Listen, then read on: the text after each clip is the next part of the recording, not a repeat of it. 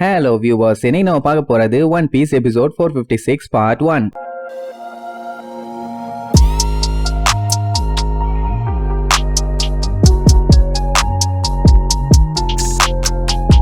Open பண்ணா நம்ம ஜோரோ மாட்டிட்டு இருக்கானே அந்த க்ளூம் ஐலாண்டு அதான் காட்டுறாங்க. ஆக்சுவலா அங்க மகி கிங்டம்னு ஒண்ணு இருந்து அழிஞ்சு போச்சு. அதனால அந்த இடமே கொஞ்சம் கண்ணா பின்னாடி தான் இருக்கும். இப்ப என்னன்னா ஜோரோவும் பெரோனோவும் மட்டும் தான் அங்க இருக்கிறதுனால பெரோனா ஜோரோவை எப்படியாச்சும் இங்கே இருக்க வச்சிடலான்னு பிளான் பண்றான். ஆனா நம்ம பயிலுக்கு செட் ஆகாம விழுந்தடிச்சு அவன் பாட்டுக்கு ஓடுவான். நல்ல வேலை அவனோட 3 ஸ்வாடுமே அவன்கிட்ட இருக்குது. அவன் எங்க போனான்னு சொல்லி காட்டுக்குள்ள கண்ணா பின்னான்னு தேடிட்டு இருப்பா. எங்க இருக்கானே தெரியல. அப்படியே கட் பண்ணி சில மணி நேரத்துக்கு முன்னாடி காட்டுறாங்க. அந்த 3 கத்தியுமே ஜோரோக்கு பெரோனா ட்ரீட்மெண்ட் பார்த்தால அந்த ரூம்ல தான் இருக்குது. ஜோரோ அந்த ரூமை விட்டு வெளியே வந்ததுக்கு அப்புறம் மறுபடியும் அந்த ரூம்ல தான் இருக்குது, போய் எடுத்துக்கன்னு அவ சொல்லிட்டா. அவனுக்கு தான் டைரக்ஷனே ஒழுங்கா தெரியாதே. ஐயோ நான் தூங்கிட்டு இருந்த ரூம் எங்க இருக்குன்னு தெரியலையேன்னு சொல்லி அந்த மொத்த கோட்டையுமே சுத்து நான் பாட்டு சுத்திட்டு இருப்பான். ஒரு டைம் மேல ஓடிட்டு இருப்பான், கீழே ஓடுவான், அங்க இருந்து மேல ஏறுவான், மறுபடியும் கீழே இறங்குவான், அப்புறம் அந்த சந்துக்குள்ள போவான், இந்த சந்துக்குள்ள போவான், இப்படியே தேடிட்டே இருப்பான். இங்க பெரோனா நம்ம அவசரப்பட்டு அவன்கிட்ட டைரக்ஷன் சொல்லிட்டோமோன்னு யோசிச்சுட்டு இருப்பா. நீ டைரக்டாவே அந்த கதவு முன்னாடி போய் விட்டால அவன் தான் உள்ள ஓபன் பண்ணிட்டு போக மாட்டானே, அது அவளுக்கு தெரியல. அவன் கோட்டையோட எல்லா இடத்தையுமே செக் பண்ணுவான். சொல்ல போனா சீக்ரெட் ரூம் முதற்கொண்டு விடாம அங்க வரைக்கும் போய் பாத்துருவான். ஆனா கடைசி வரைக்கும் அவன் தூங்கிட்டு இருந்த ரூமை கண்டுபிடிக்கவே முடியல. இதுல இன்னொரு காமெடியான விஷயம் என்ன தெரியுமா? அந்த ஸ்வாட் எங்க இருக்குன்னு சொல்லி ஒரு அரை மணி நேரமா அவன் தேடிட்டு இருந்தான்னா பரவாயில்ல, அவ சொல்லி 2 நாள் ஆச்சு. 2 நாளா இந்த கோட்டைக்குள்ள சுத்திட்டே இருக்கானே தவிர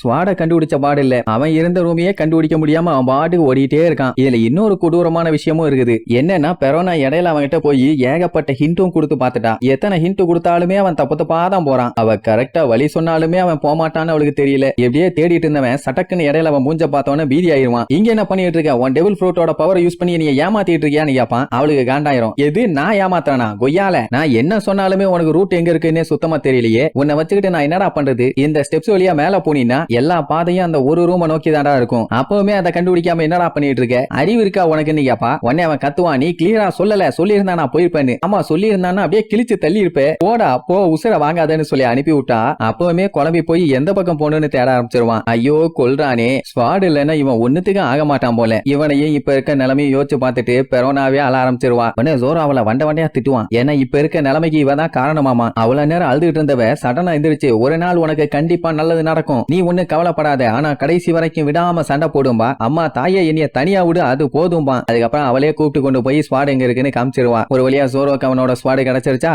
ஆமா எதுக்கு இந்த மாதிரி எல்லாம் பண்றேன்னு கேட்டா, ஒன்னும் பஞ்சாயத்து இல்ல, உனக்கு ஸ்வாடு கிடைச்சாலுமே உன்னால நீ அட்டாக் பண்ண முடியாது. ஏன்னா நான் ஒரு ரெப்ளிகா, என் பாடியை யாராலையுமே ஹர்ட் பண்ண முடியாது. மெயினா உன்ன மாதிரி ஸ்வாட்ஸ்மேன் எல்லாம் எனக்கு பஞ்சாயத்தே இல்ல. அண்ட் எனக்கு உன்ன மாதிரி ஆளுகளும் தேவையில்லை. ஏன்னா நம்மளும் கியூட்டா இல்லையாமா, அதனால போய் தொலைன்னு சொல்லி வரட்டி விடுவா. அதுலயும் ஒரு சிரிப்பா பாருங்க, அதுதான் இன்னும் சிரிப்பா வருது. அதுக்கப்புறம் யோசிச்சு பார்த்துட்டு பேசாம இவனை யூஸ் பண்ணி த்ரில்லர் பார்க்குக்கு போயிட்டான். அதுக்கப்புறம் பழைய மாதிரி இருக்கலாம்ல, நம்ம பையலும் இப்ப பாக்குறதுக்கு டமி பீஸா தான் இருக்கான். சோ ஈஸியா இவளுக்கு ஏத்த மாதிரி அவனை ஹேண்டில் பண்ணிக்கலாம்னு ஒரு ஐடியா. அதாவது நம்ம பையல ஒரு பொம்மையா யூஸ் பண்ணி இந்த ஐலாண்டை விட்டு எஸ்கேப் ஆகலான்னு ஒரு கிரிமினல் பிளான். இப்படி அவ யோசிச்சுட்டு இருக்கும் போதே பையன் அங்க செவுத்துல ஒரு ஓட்டையை போட்டுட்டு அந்த வழியா எஸ்கேப் ஆயிருவான். அட பாவி யோசிக்கிறதுக்குள்ள போயிட்டியாடான்னு சொல்லி எங்க போனான்னு சொல்லிட்டு அவனை தேடிட்டு பின்னாடியே போவான். என்ன பிரயோஜனம்? அவன் போற வழி அவனுக்கே தெரியாது. அப்புறம் எப்படி இவ கண்டுபிடிச்சு போவா? ஏதோ சபாடி ஆர்கிபெலவோ இங்க பக்கத்து தெருவுல இருக்க மாதிரி, அதை நான் கண்டுபிடிக்காம விட மாட்டேன், அங்க போகாம விட மாட்டேன்னு சொல்லி அவன் பாடு காட்டுக்குள்ள கத்திக்கிட்டே ஓடுவான். இப்போதைக்கு நம்ம பயலுக்கு கடைசியா ஞாபகம் இருக்கிறது, அந்த குமா கிட்ட அடி வாங்கி அம்பிட்டு பேரும் காணாம போனாங்கல்ல, அது மட்டும் தான். இவன மாதிரியே யாருக்கும் எதுவும் ஆயிருக்காதுன்னு ஒரு சின்ன நம்பிக்கை. ஆனா ரொம்ப நேரத்துக்கு அவனால இங்க இருக்க முடியாது. சோ சீக்கிரமா அவங்கள தேடி போறேன்னு சொல்லிட்டு அவன் பாட்டுக்கு ஓடிட்டு இருப்பான். இங்க பெரோனா எங்க போய் தொலைஞ்சான் இவன்னு சொல்லி சந்து புந்தெல்லாம் தேடுவா. எங்கேயுமே ஆளை காணோம். இங்க நம்ம பயலோட தான் பயங்கரமான ரவுஸ். இவ்வளவு நேரமா காட்டுக்குள்ள துபுன்னு ஓடி கடைசியில பையன் எந்த கேஸ்டல்ல இருந்து கிளம்பினானோ அந்த கேஸ்டலுக்கு முன்னாடியே வந்து நிப்பான். பெரோனா நல்ல வேலை கண்டுபிடிச்சிட்டா. ஆனா என்ன பச்சையா திட்டுவா, உன் டைரக்ஷன்ல கொல்லிக்கட்டைய ஊத்த இப்படியாடா லூசு மாதிரி சுத்துவே அப்படின்னு சொல்லி கூட்டு போவா. என்ன போறப்ப இவனோட வீக்னஸ் தெரிஞ்ச உடனே எப்படி இருந்தாலும் இவனை நம்ம கண்ட்ரோல்ல வச்சுக்கலான்னு மனசுக்குள்ள ஒரு எண்ணம். அங்க ஜோரோ பார்த்துட்டு, ஆமா கரெக்டான வழியில தான் போறமா, எனக்கு டவுட்டா இருக்குதும்பா. டேய் வழிய பத்தி நீ மட்டும் பேசாத, நீ போன வழியெல்லாம் பார்த்து எனக்கு நெஞ்சு வலிக்குதுடா, வாயை மூடிட்டு நீ ஃபாலோ பண்ணுன்னு சொல்லி தான் கூட்டு போவா. அப்பவுமே அவன் பாட்டுக்கு ஒரு டைரக்ஷன்ல போவான். ஐயோ இப்படி வாடா அப்படி வாடான்னு சொல்லி அவனை கூட்டு போறதுக்குள்ள பெரோனா படாத பாடுபடுவா. இதுல வேற அவன் கத்துவான், உனக்கு ஒழுங்கா கூட்டு போகவே தெரியல, நீ சரியில்லைன்னு திட்டுவான்.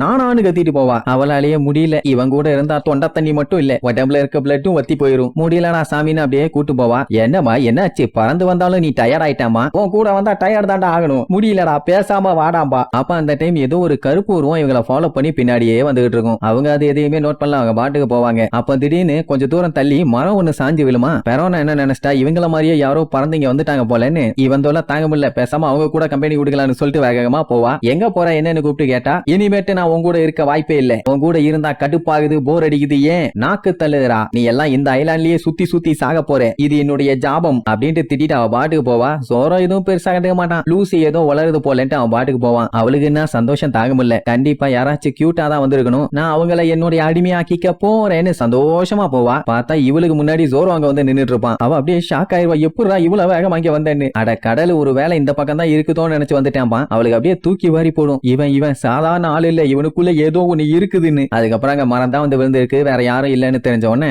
அப்படியே பொடி நடையா பொறுமையா கடலை நோக்கி போவாங்க. அப்ப அங்க இருக்க மரத்தெல்லாம் பாப்பான். அதை பார்க்கும் போதே நல்லா தெரியுது இப்பதான் ரீசெண்டா அதை கட் பண்ணி சரிச்சிருக்காங்கன்னு. ஆனா அவளுக்கு அதை பார்க்கும்போது அந்த மாதிரி எல்லாம் எதுவும் பெருசா தெரியல, ஏன்னா இங்கதான் யாருமே இல்லையே, அப்புறம் எப்படி இதெல்லாம் வெட்டி வீசி இருக்க முடியும். இவளுக்கு இந்த இடம் வார்ல அழிஞ்சு நாசமா போய் கிடக்குது இல்ல, அதை பார்க்கும்போது சந்தோஷமா இருக்காமா. சோ என்ஜாய் பண்ணிட்டே வருவா. எப்படியா இவங்க பேசிட்டே வரும்போது ஜோரோ என்னத்தையோ தூரத்துல பாத்துட்டான் போல. உடனே வேகமா அதை நோக்கி ஓடுவானா. எங்கடா எங்க போறேன்னு கேட்டா எதுவும் சொல்ல மாட்டான், அவன் பாட்டுக்கு போவான். உடனே அவளும் அப்படியே பின்னாடியே ஃபாலோ பண்ணி போவா. அப்படி போய் பார்த்தா அது ஒரு பெரிய சைஸ் கல்லறை. அண்ட் அது மட்டும் இல்லாம அதை ரெடி பண்றதுக்காக ஒரு பெரிய மரத்தையே வெட்டி ரெடி பண்ணிருக்காங்க. அப்படின்னா இது சாதாரண விஷயம் இல்ல, இதை பண்ணவங்களுக்கு பயங்கரமான ஸ்கில் இருக்குன்னு சொல்லுவான். இப்படி இவங்க பேசிட்டு இருக்கும் போதே பின்னாடி யாரோ சரக்குன்னு கிராஸ் பண்ணி போவாங்களா. அப்பவே ஜோரோக்கு கன்ஃபார்ம் ஆயிருச்சு யாரோ இங்க இருக்காங்கன்னு. சார் ரைட் அப்படியே சுத்தி சுத்தி பாத்துக்கிட்டு இருப்பானா. திடீர்னு புதருக்குள்ள இருந்து கருப்பா ஏதோ ஒரு உருவம் பாஞ்சு வரும். அதுவும் எப்படின்னா டக்கு டக்கு டக்கு டக்குன்னு அங்க எங்கன்னு ஜம்ப் பண்ணி அங்க குத்தி வச்சிருக்க கத்தி எடுத்து கத்திக்கிட்டே வந்து நம்மால ஒரே போடா போடும், கண்ணத்துல விட்டு விழுந்து ரத்தம் வர ஆரம்பிச்சிடும். என்ன இவ்வளவு ஃபாஸ்டான்னு சொல்லி ஜோரோவே அசந்துருவான். அதுக்கப்புறம் அவனை அட்டாக் பண்ண ஆக்ஸ் ஒன்னு பறந்து வரும். நல்ல வேலை அதுல எஸ்கேப் ஆயிருவான். ஆனா அதுக்கப்புறம் அந்த கருப்பு உருவம் சட்டு சட்டு சட்டு சட்டுன்னு 4 பக்கத்துல இருந்து எப்படி வந்து அடியுதுன்னே சொல்ல முடியாது, அப்படி வந்து அடிக்கும். அவனும் கஷ்டப்பட்டு எல்லா அட்டாக்கையும் தடுத்துக்கிட்டே இருப்பான். கடைசியா தலையோட ஒரு அட்டாக் பண்ண வரும், தடுத்துருவான். அதுக்கப்புறம் ஜோரோ எஸ்கேப் ஆகி அவன் ஸ்வாட வச்சு ஏர் அட்டாக் பண்ணா